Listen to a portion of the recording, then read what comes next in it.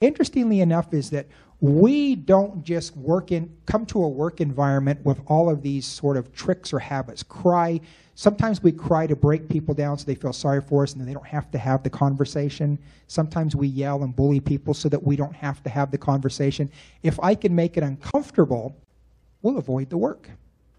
Now, people may not consciously be thinking of that, but we learn these things at a very, very early age.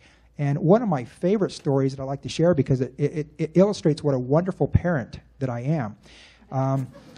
Never had children, wasn't ever blessed with children. I now have a 5-year-old boy. I'm old enough to be a great-great-great-grandfather, but I've got a 5-year-old little boy, and his name is Max.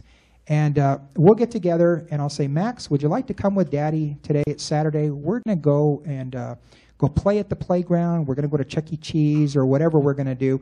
But before we do, Daddy's got a few things that he needs to do. We need to go to Walmart, and I need to pick up a few things. So what I'd like you to do is I'd like you to come with me, but I don't want you asking for toys. I don't want you asking for candy. We're just going to go in and do our business, and then we're going to go out and have some fun. How do you feel about that, Max? Oh, Daddy, that sounds like the best day ever. The best father in the world. So we get to Walmart.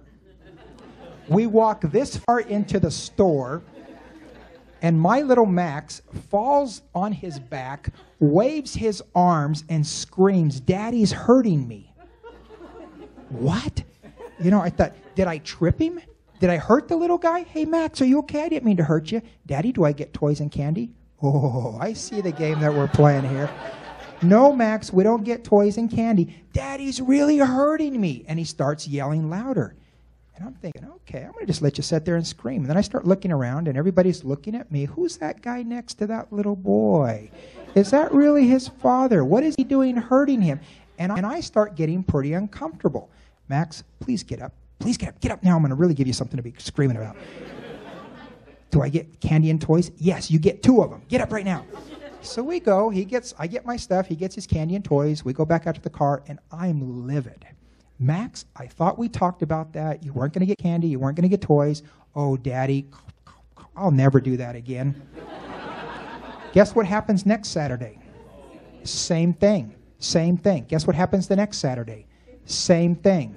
So the point of all of this, besides a little bit of humor, is that, we don't learn these patterns of work avoidance just out of the blue.